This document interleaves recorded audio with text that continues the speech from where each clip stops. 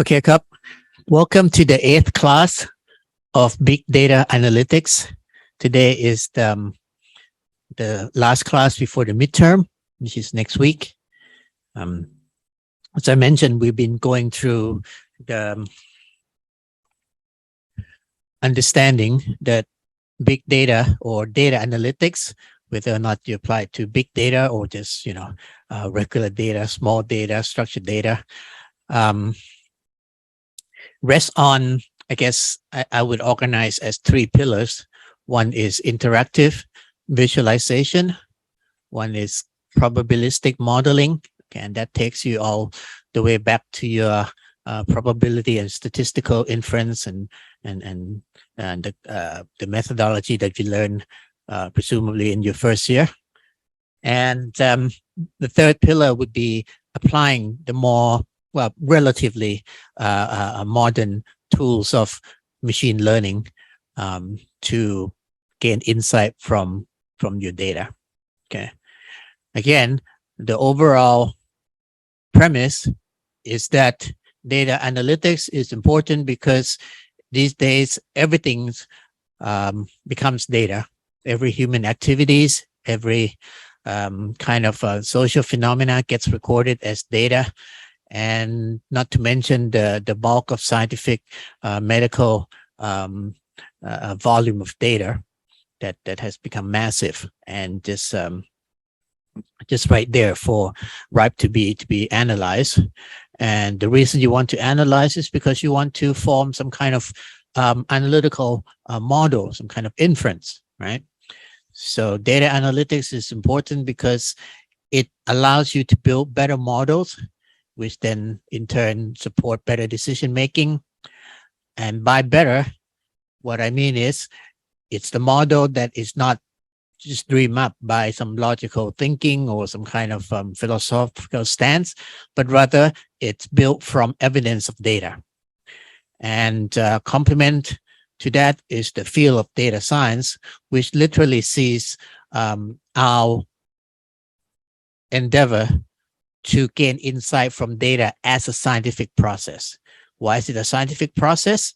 Because even though you are learning about, 10, 20 different machine learning algorithm, there's no telling which algorithm works best with particular data set that you are going to be working on until you experiment with them. So to that extent, data science is very much an empirical science, right? It's empirical science, and your job here as data scientist, or your job here as user of data science, is to accumulate a set of methodology and then try them to your data set and see which one makes the best sense.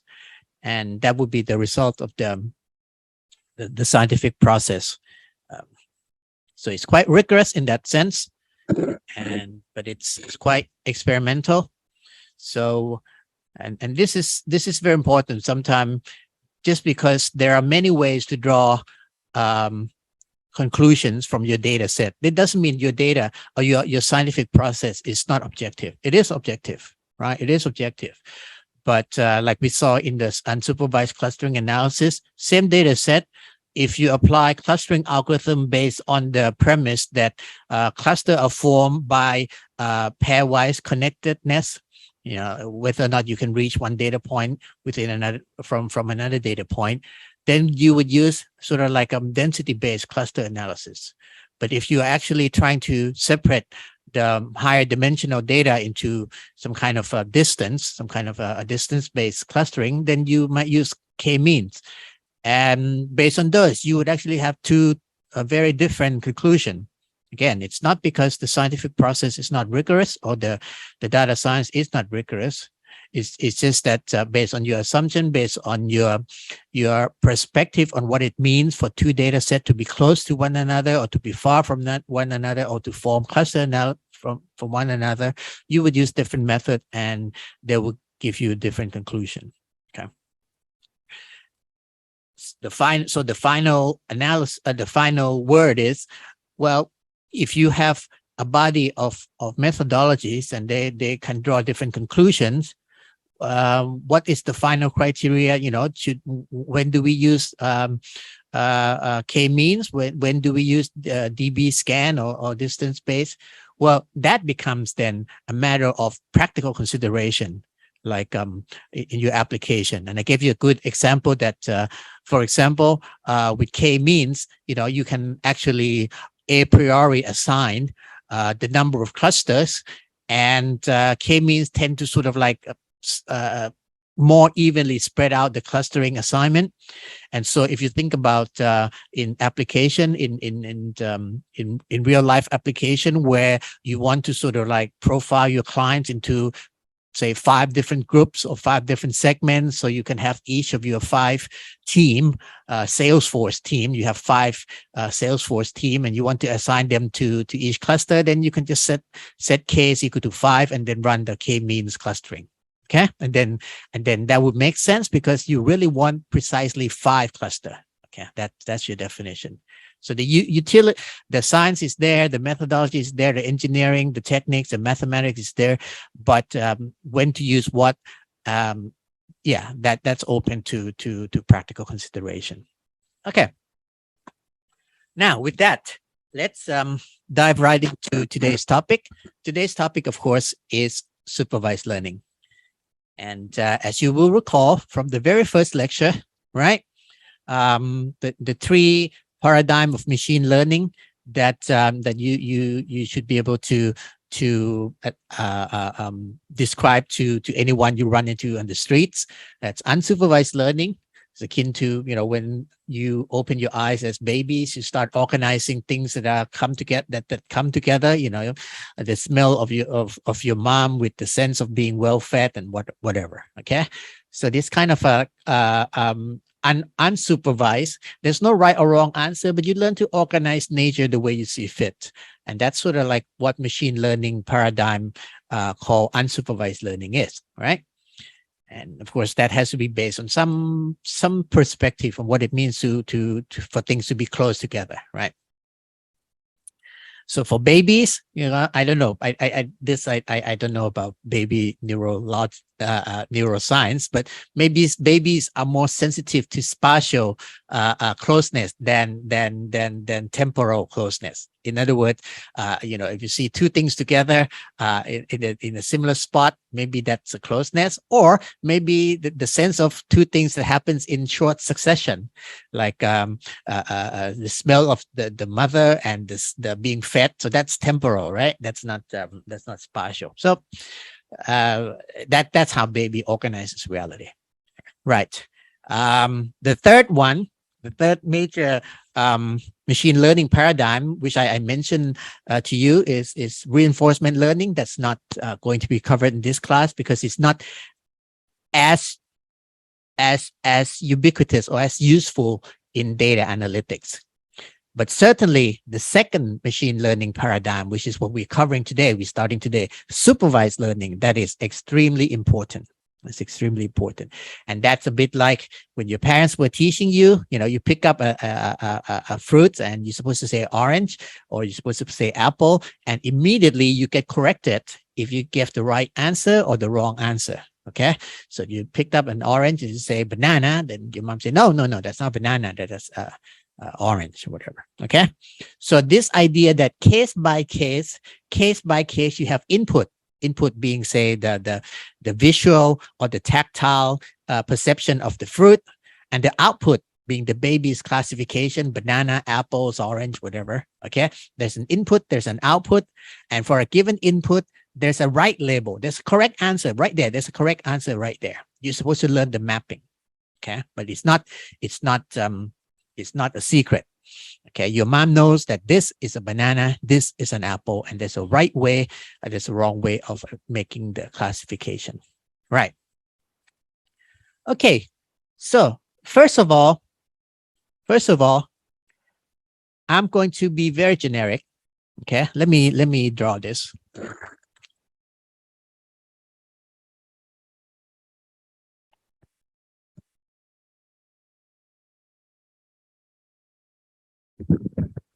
Okay, I'm going to draw 3 lines.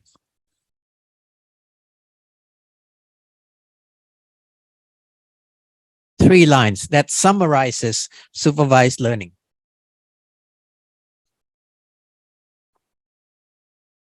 Okay, the first line is reality itself. Okay, this is what happens in real life. This is what X, oops.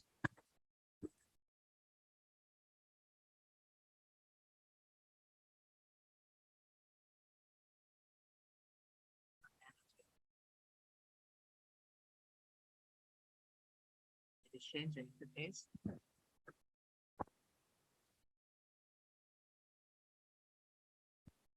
Okay, so reality itself is there's some kind of correspondence, X to Y. Okay, this is from reality. Now, pay attention to this arrow here. It seems to suggest, you know, since we discuss a lot of things in mathematics, that this is a function that X creates Y. Okay, X creates Y. I don't want you to make that specific conclusion. This arrow just means that X is an evidence for Y. Now, it could be because Y is a mother of X. So whenever you see the baby, you see the mother. That's fine. Okay. So this arrow is not a causation type arrow. Okay. It's a sort of like phenomena. When you are certain that X happens, Y happens. Okay. X happens, Y happens. Again, it doesn't mean that X is the cause of Y. It could be the other way around. Like I said, when you see a baby alligator, right? In 2 minutes, you're going to see mother alligator, right? Now, the mother gave birth to the baby, but in this case, X is the site of a baby. When you see a baby alligator, you can be sure that, you know, soon enough, Big Mama is going to come. Okay. So this arrow here is sort of like evidence in reality. When there's an X, there'll be Y. Okay. This is reality. The idea here is that, okay, you can model this mathematically, logically, philosophically, right? Using biology. But in data science, you don't have any reason. You don't have any other reason. Okay. You don't have any prior understanding of how X relate to Y. The only thing you have, and this is what I mean by data science, is that you have examples.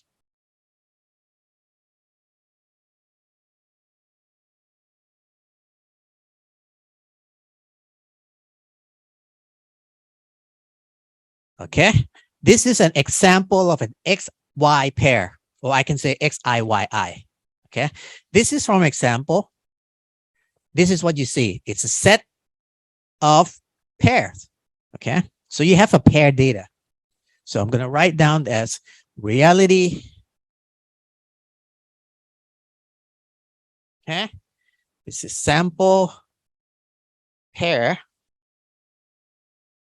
Again, if this was, if X is a baby and Y is a mother alligator, then you know by behavioral zoology that, you know, when you see baby alligator, you'll see mother alligator. But no, in data science, you didn't know that. You don't know anything at all, except you have sample data. Okay, so this is what it means by learning from data. Okay. Now, your job, okay, your job is to create something that predict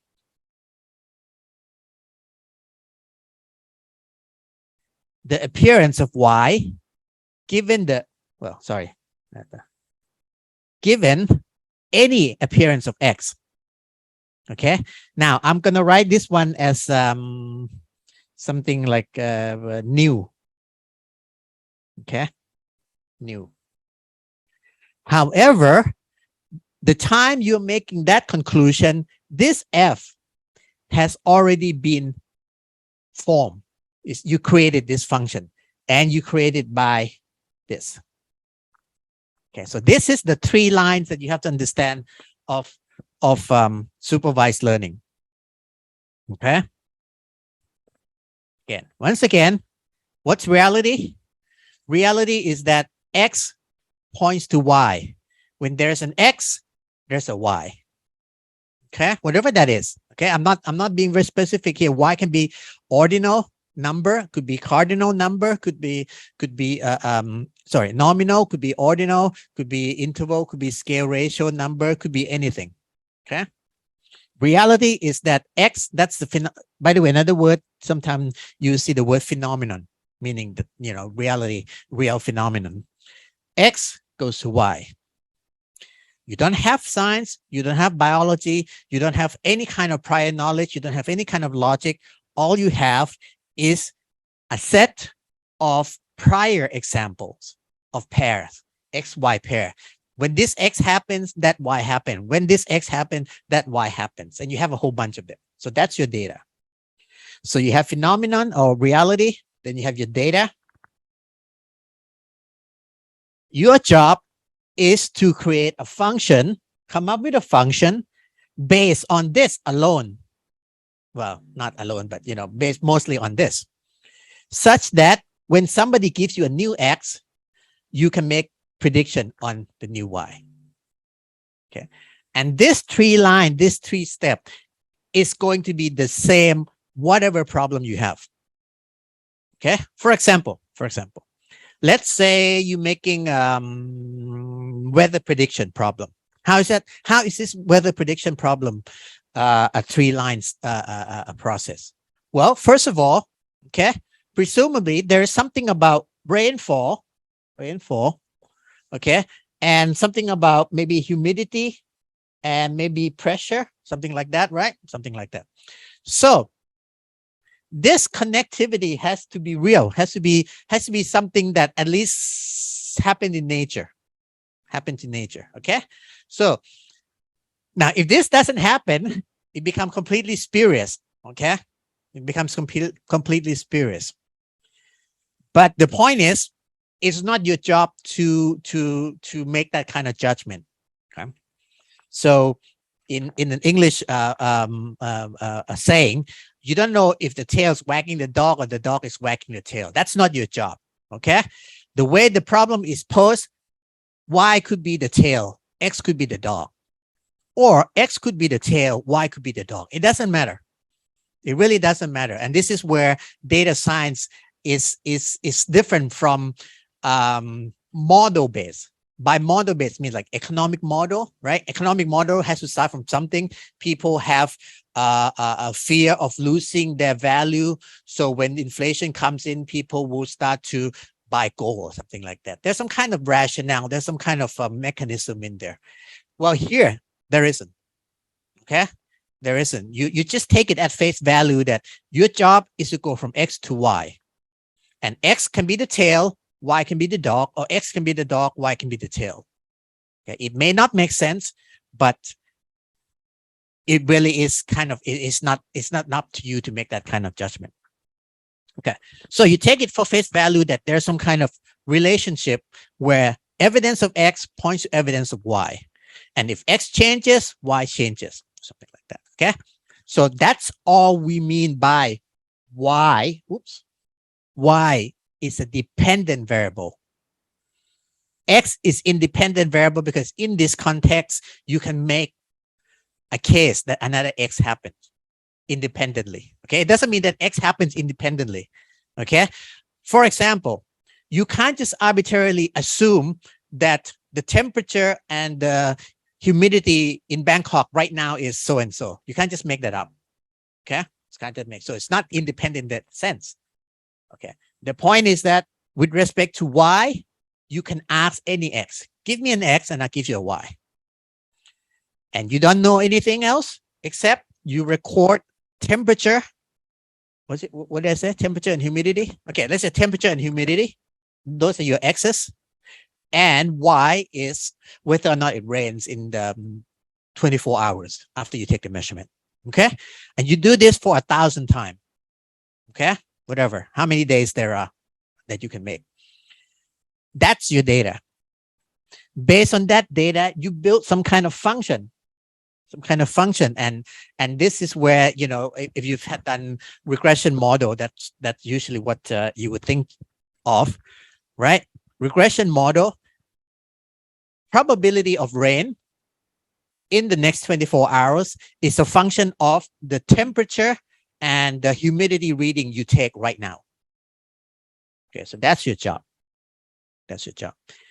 Okay. So from our perspective, am I going to talk about this? No, this is kind of like assume that this is the problem that you formulate. Okay. Now, does it mean you don't address it? Yes. Yes and no. Most of the time you don't address it, whether or not this arrow is valid. But sometimes you do. And today we'll see that situation. For example, in financial market, you can try as much as you can to say, I'm going to predict stock price tomorrow from what you know today. Okay. In certain formulation, it does make sense. In certain formulation, it's just noise. Okay. So this thing is not really valid. Okay?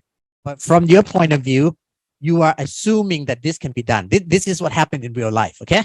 Maybe there's some kind of randomness, but now,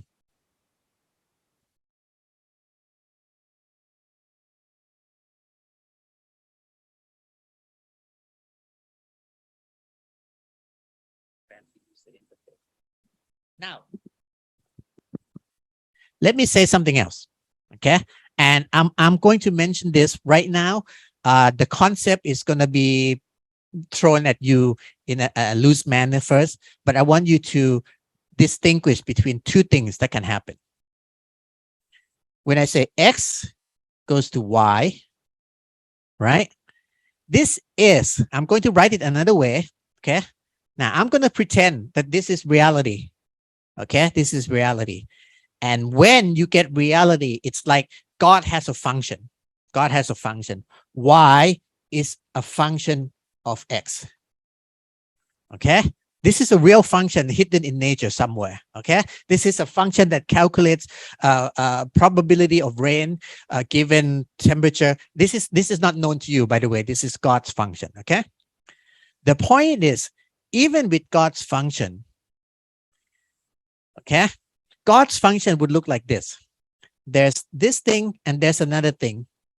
I'm going to call it X2. X2 is like a hidden variable.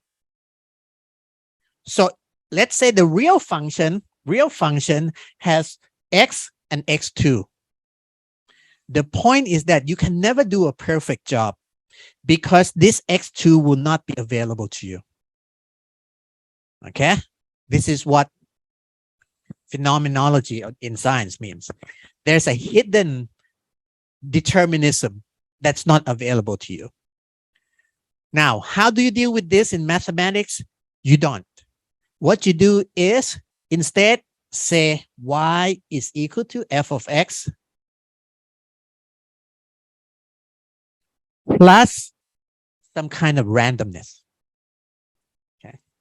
If you think about it, if I toss this coin head or tail, right? Okay. Now you can see that I'm tossing how high it is, right? How high it is.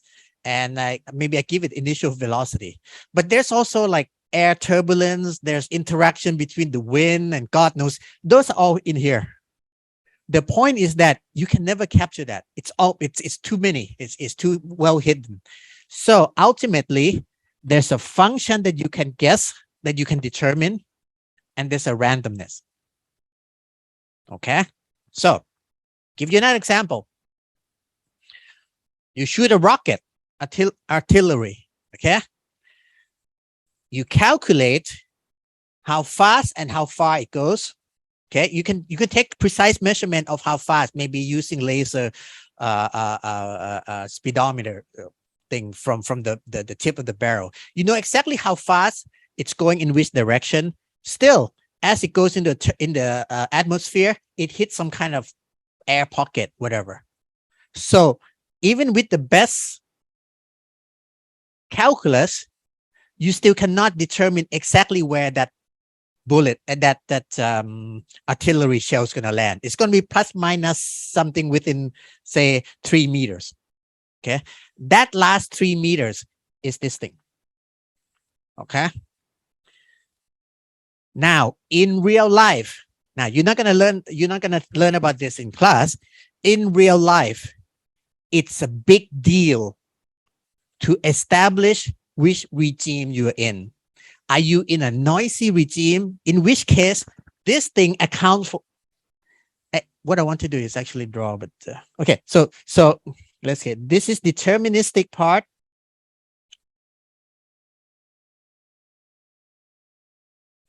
And this is random. Now, I'll give you a fancy word for random. It's called stochastic. Oh, so if I put abroad, I think that becomes an eraser. Okay. In real life, it matters a lot whether or not this part or this part is the major factor. But in school, where you are now, and maybe in the first 10 years of your career, you will kind of assume that this is small relative to that. Okay, but once you get to real professional level, even that question has to be checked. Okay, so I'm going to throw this at you just so you be aware of, because this is something that's very real. It's not really a lot in the textbook.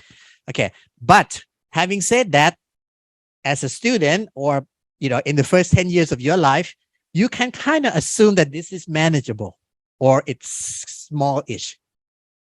Okay, it's smallish. Okay, so your job is to do the best you can with respect to the deterministic part. Okay, that's all I'm gonna say.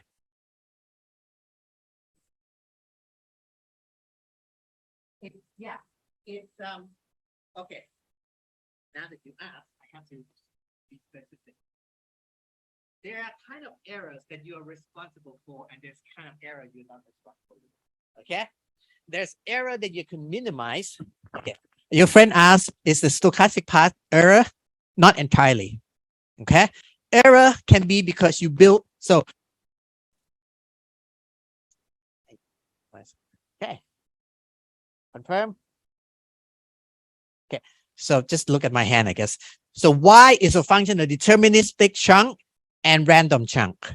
Okay, when you say error, it could be because you get the deterministic chunk wrong. Okay, the idea is that the part that you're responsible for, you minimize it, and what's left is the real error. So you can think of non-determinism as the error you cannot get rid of. Okay, good point. Yeah, but again, we're in a school setting, so life will be easy.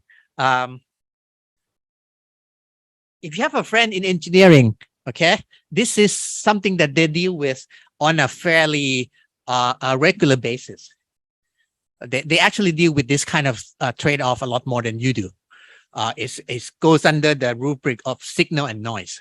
Okay, so signal would be something deterministic, noise would be something random, and the idea is they have to work in a good signal to noise ratio.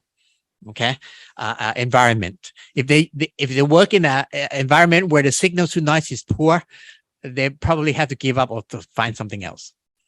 Okay, so let's jump into supervised machine learning. Oops, that's right learning too. Okay, right. What I want you to do is to think back.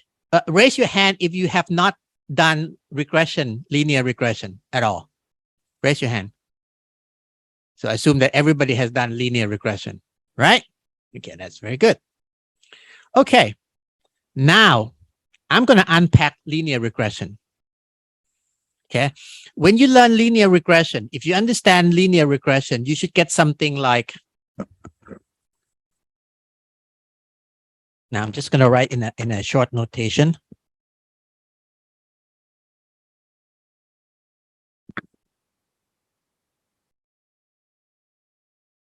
Okay, you should get something like y is equal to beta transpose x, right? So these are the coefficient, right? And beta should look something like, the estimate should look something like x transpose y divided by x transpose x or something like that, okay? Right? You guys see this, of course, right? So this is basically y. Well, if I write it all out, it'd be beta 0 plus beta 1 x1 plus beta 2 x2 plus whatever beta n xn, right? And the estimate of these guys are given by x transpose y, x transpose x thingy. Okay, not a big deal. Not a big deal.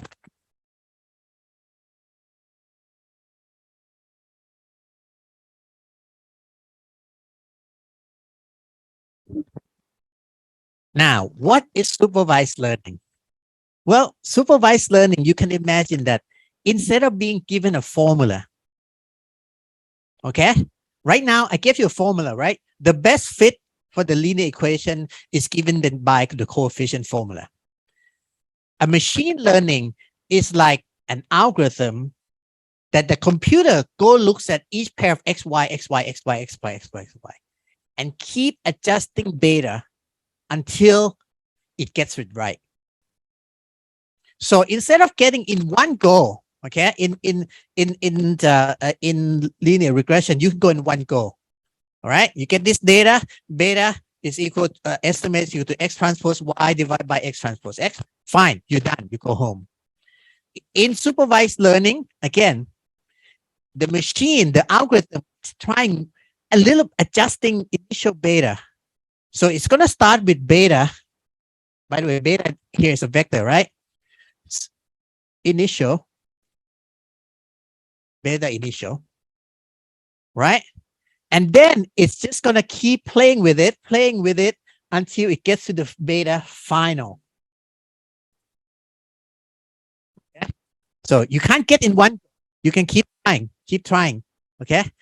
The idea here is that the real y minus beta transpose x at iteration I gets smaller and smaller and smaller and smaller. Okay. So first, so again, if you look back at your linear regression, you have a formula for beta. It's given to you. Boom. Okay. Now, let's use the computer. Think of a computer. Put yourself in the mind of a computer. The computer doesn't know any formula, so it just randomized beta. Comes up with random beta. Now, this random beta gets multiplied by x compared to y for all the data point. Okay, the difference, right? That is the supervised statement. That is your mom saying, no, it's an apple, not an orange. Or yes, it's an orange, not an apple. And how correct are you? That's the distance. So every time you come up with this randomness, random initial value, you get this kind of error. Now, I'm going to sum over all the data point. Oops. And because I want when y is too much and y is too little to be both wrong, so I take the square of that or absolute value. Okay. The point is the machine starts here, makes a trial, and asks the mother machine, did I do a good job? Okay. Now, in this case, the mother, instead of telling 1 point at a time, it can tell d point at a time. Yeah. So instead of is this apple, is this orange, then maybe identify for the whole basket, all 5 of them, and then the mother would say right, wrong, right, wrong. Okay, that sort of thing. Okay, so it could be like batch feedback. That's fine. The point is that given this initial guess, it's going to be random. It's going to be poor. It's going to be bad. Somehow, the next step, when it goes to iteration I plus 1, this thing should go down. And when you go to the final iteration, to the end of the story, you're supposed to get this to be the smallest that you can. The difference between this at the beginning and at the end is the error that you are responsible for. Okay. So you cannot get this down to 0. You will not get this down to 0. But it used to be this huge mess. You make it smaller and smaller and smaller and smaller and smaller and smaller until you get to the final chunk that cannot be reduced anymore. That's inherent randomness in nature.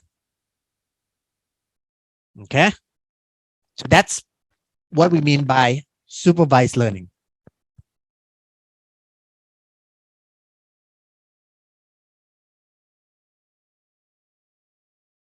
So let's do that. Let's do that. Okay. Now, to make life short, I kind of prepared this thing for you as a teaching aid.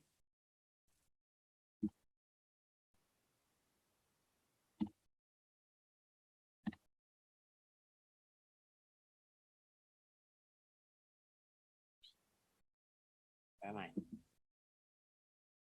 Yeah. Oh, okay, there it is. Okay, now look at the screen. Okay, you can see that, right? How come my screen and your screen is not the same? Now this is weird. Okay. Are you guys seeing this? No, you're not seeing this.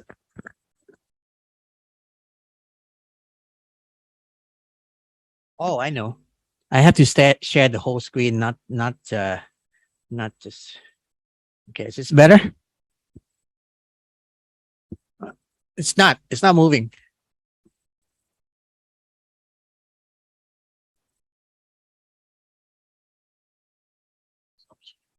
Okay, let me stop share. Share screen. Yeah, I did. Oh.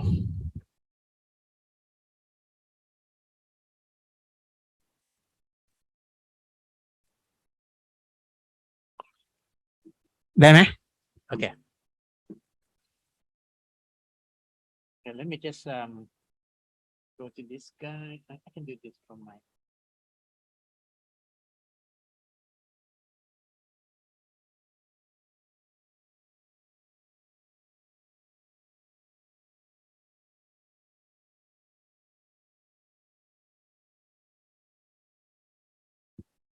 Oops.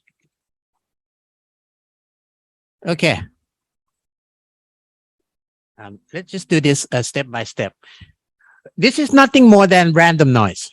Okay.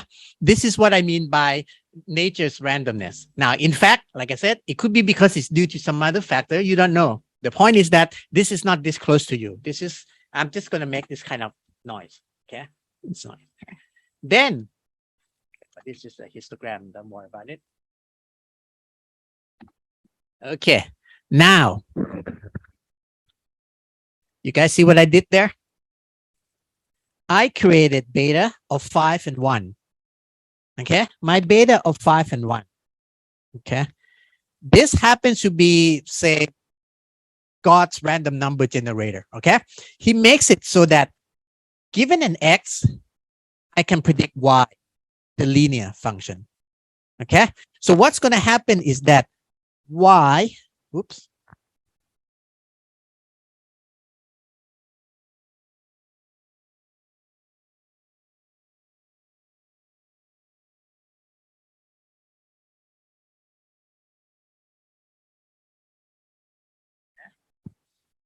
Because I specify beta is equal to 5 and 1, what I'm saying is that Y is equal to 5 plus 1 X plus noise.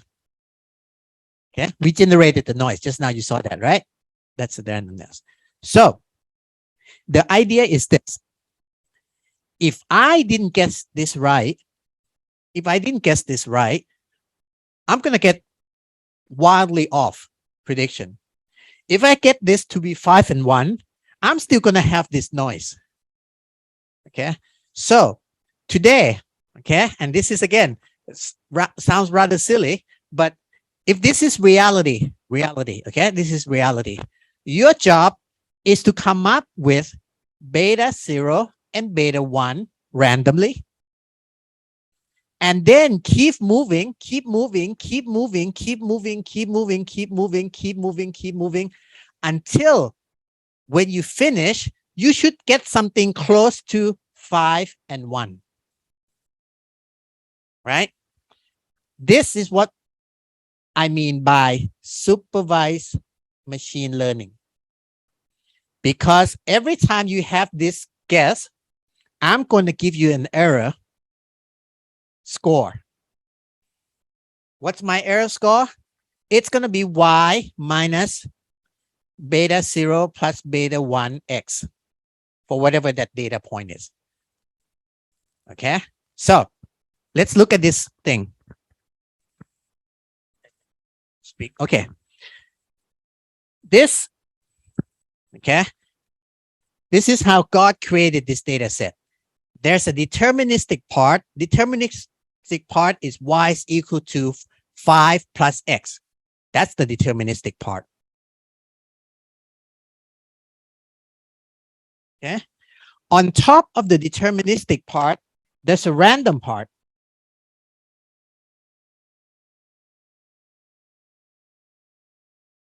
Again, this is really easy. This is easy. This is something you already did in high school, I think, right? In high school, somebody gave you the estimate as a formula already, right? Somebody gave you as a formula. Now, in machine learning, you're doing the same thing, but you're doing it in a more indirect way. You start by guessing beta 0 equal to 7, beta 1 equal to 54 or something. I don't know. Just come up with some guess. Okay. Based on that, you are going to get, for this point, this value over here. Okay. For another point, okay, take this number, multiply by 54, add 7, it's going to be, say, up here. Is that good? No, it's very far. Okay. So you make another guess, make another guess, make another guess, make another guess. Hopefully, by the end of the afternoon, you make the guess that looks like this. In reality, you will never know if you got it right. Why? Because God never revealed, right?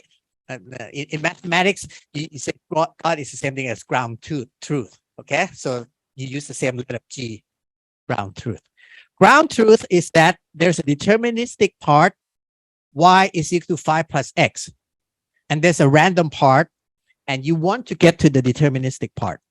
That's the ground truth. Okay, so this is really roundabout way. Why is it roundabout way? Well, it turns out that it's roundabout for this problem, but that's the only way you can do it in a more complex problem. That's what machine learning is all about. Okay.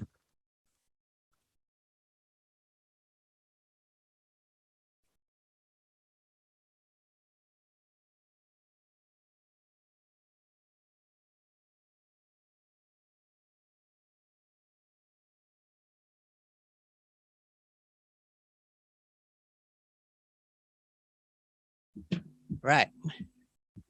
So even though I created this thing beta 5.1, you don't know that. All you see is a little points. That's all you see, right?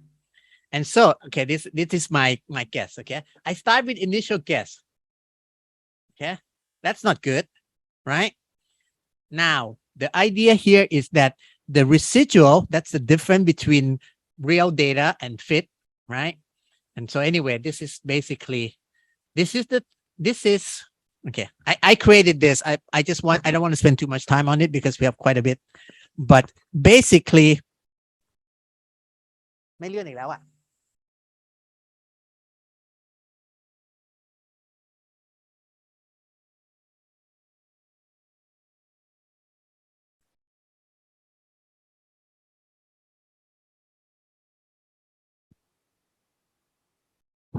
Okay, right.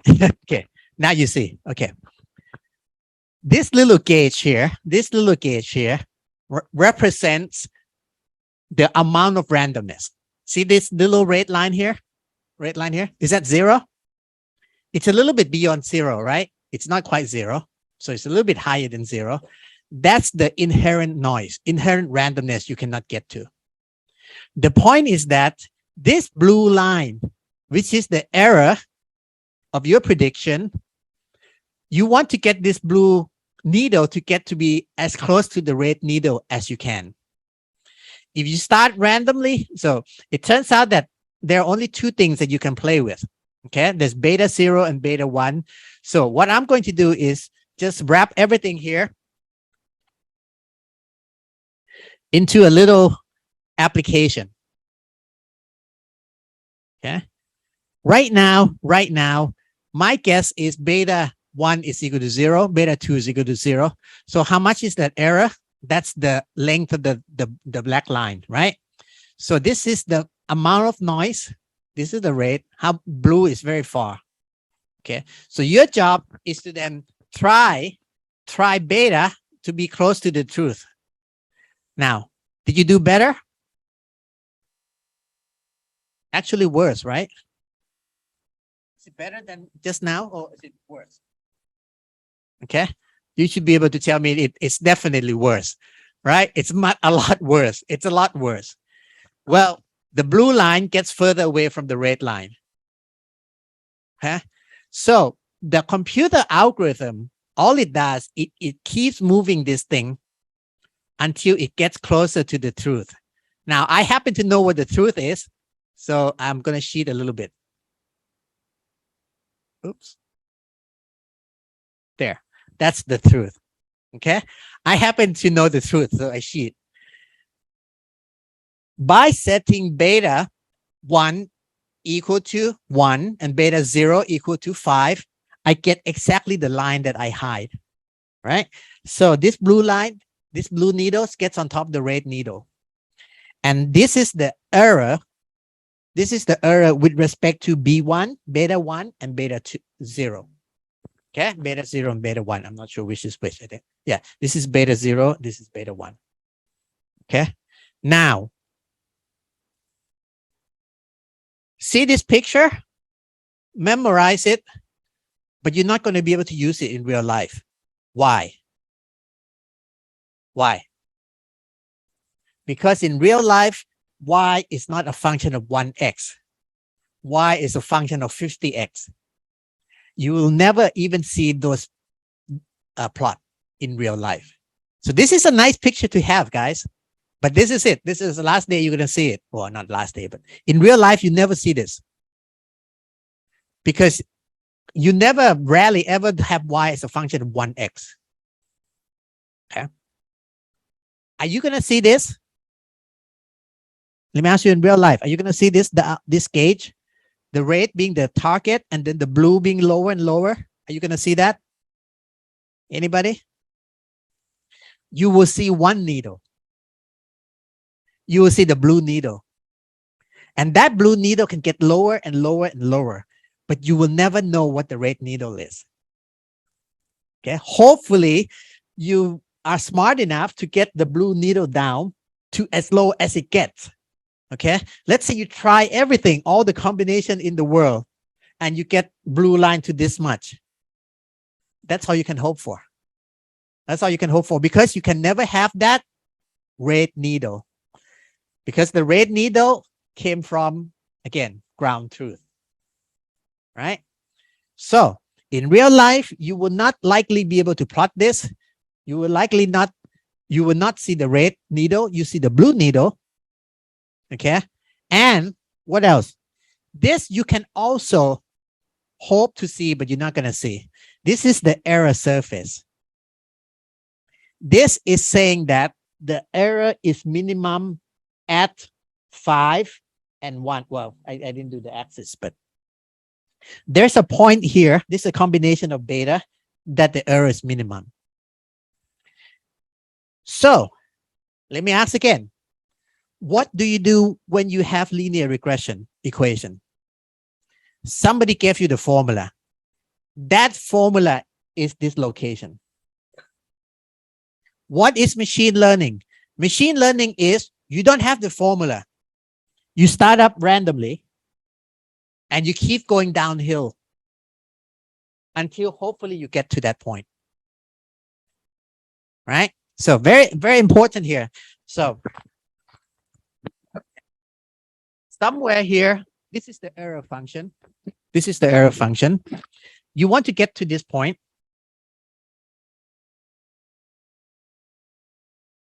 So this is beta 1, this is beta 0, this is beta 1, this is beta 0, okay? You want to get to this point.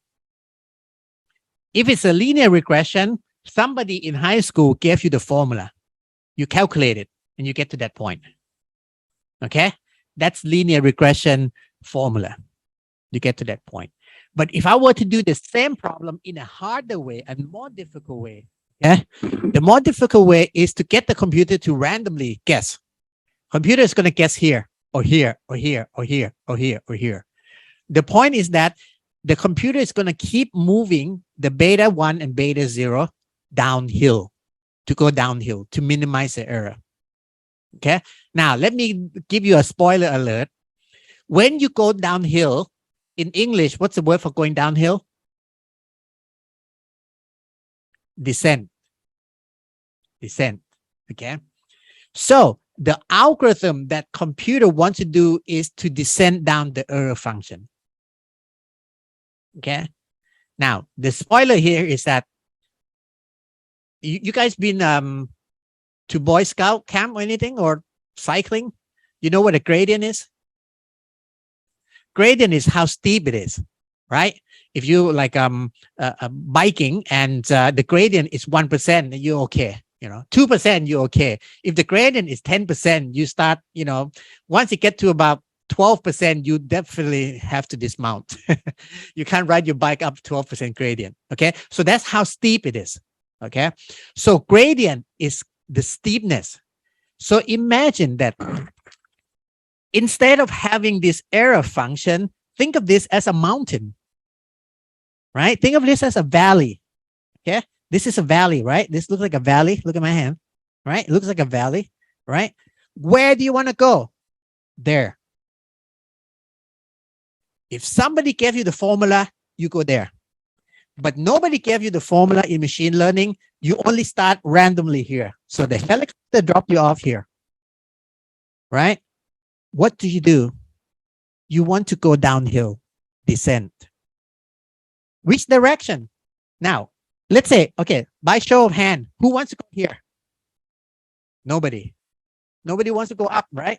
Everybody wants to go down. Well, there are many downs. Which down are you going to do? You're going to go in the direction where it's steepest, right? And that's called steepest gradient, right? So this method goes down by the steepest gradient until you hit the bottom. Okay. That's all there is in supervised machine learning. Okay. I don't care how advanced the algorithm is. That's the process. Start something, start somewhere, measure the error where you are, and try to move your parameter. In this case, your parameter is beta 0 and beta 1, right? The coefficient of the linear regression.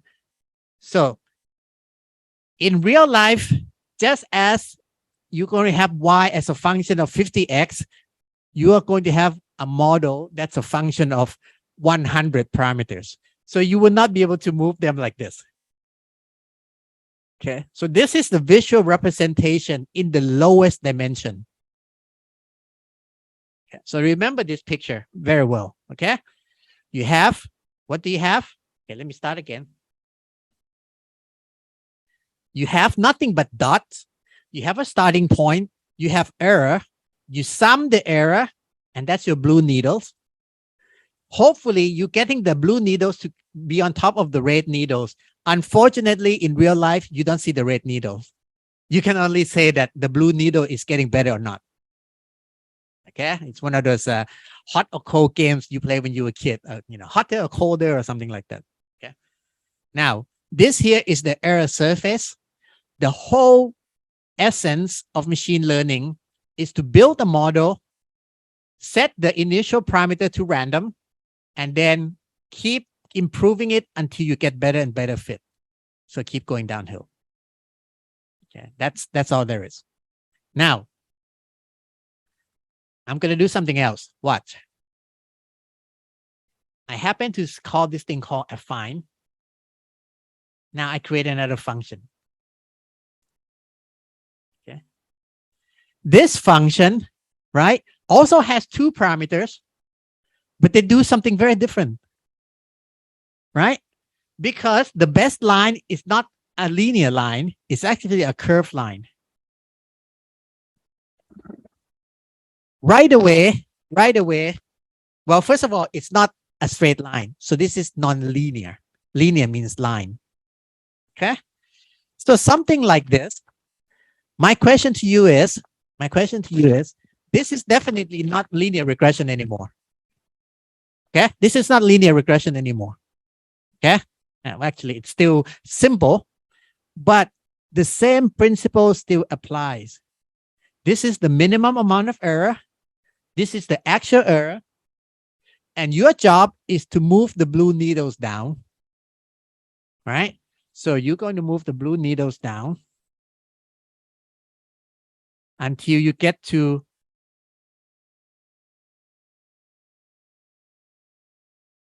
this. This is as close as you get. Again, in real life, nobody gives you the right answer that you're done, okay? But this is as far as you can go. Okay, so I'll give you another function. Okay, so let me start again. Random. Okay, keep moving.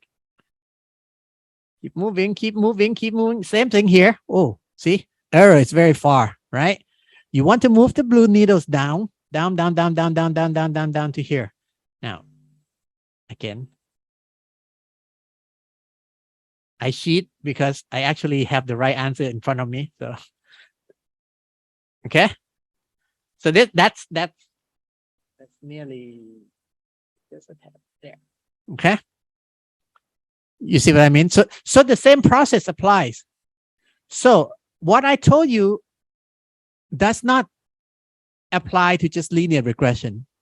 In fact, if all you're doing is linear regression, would you do it this way? No. You'd be silly, right? It'd be stupid, right? If the problem is linear regression, how would you do it? You would just plug in beta equal to x transpose y divided by x transpose x, and you're done with it. Okay.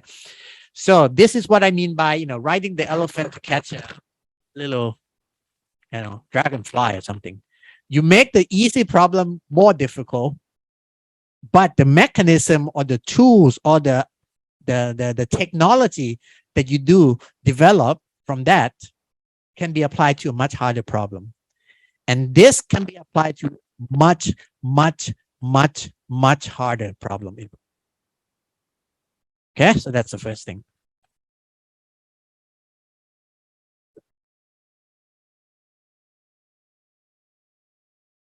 So that's a little demonstration. I'm not going to save it.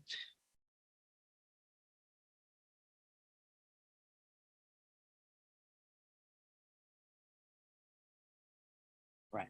Okay. Okay, let's take 5 minutes break and